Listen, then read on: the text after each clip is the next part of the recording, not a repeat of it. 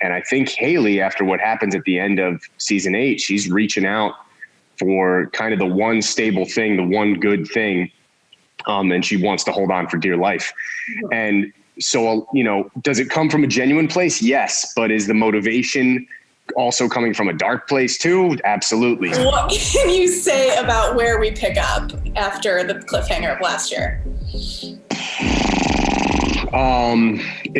We pick up in, it's like the end of last season ended in such a fever pitch, with everything that happened with Burgess getting shot, and we don't know if she's going to make it. And Halstead and Atwater are on one side of how they view, getting the job done and policing, and Voight and Upton and Ruzek are on the other side. And then Hailey at the end of the episode, everything that happens with her,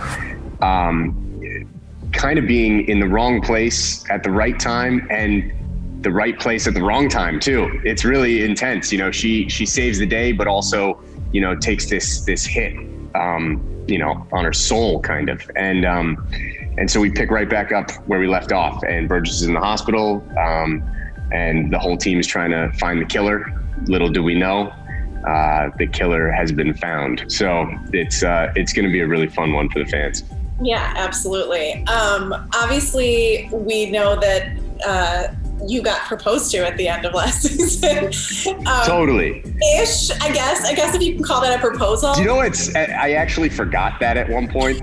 Like I was doing an interview for the TCAs like last week at one point, and they said, so let's talk about the proposal. And I had to that's right, the proposal, because so much happened at the end of the season. But yeah, I think, Jay and Hailey have been together, and they obviously love each other very much. And I think Hailey, after what happens at the end of season 8, she's reaching out for kind of the one stable thing, the one good thing. And she wants to hold on for dear life. And so, does it come from a genuine place? Yes. But is the motivation also coming from a dark place too? Absolutely. So time will tell. We'll see. When does Jay find out about what happened?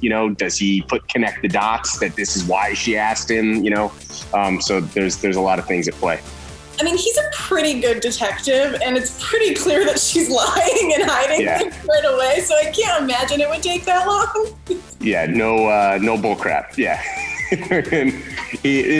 So, it's interesting because it's not fun storytelling if you have to jump to the end of the story right away. So you kind of have to drag it out a little bit, but it's hard playing detective in an elite unit who also is unaware and isn't putting the dots together right away, But I think we made it work. And I think it's good storytelling. And I'll say this, that eventually Jay does start to put it together. Yeah. So we'll get that moment for sure.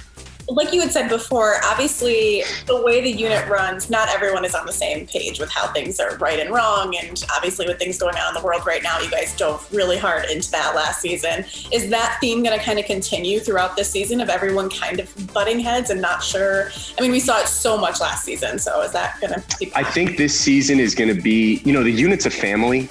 And I think this season is going to be a lot about everybody defining what that family means to them and how they perceive the family and their part in it and how they belong to it. And so you will see that, but you'll also see us we're going to have to grow back together at some point, which should be really cool. How is that going to kind of weigh on him too, to realize that something's off and he's not really being let in? Anytime there's a secret, there's going to be trust issues, right? So maybe there's some trust stuff. Mm-hmm. Jay's gone through his fair share of keeping secrets, though, and doing some shady things that he's kept from Voight, kept from Hailey, kept from the unit. So hopefully there's compassion in it, but maybe a rupture in the relationship. Who knows? Some distrust there. We'll see.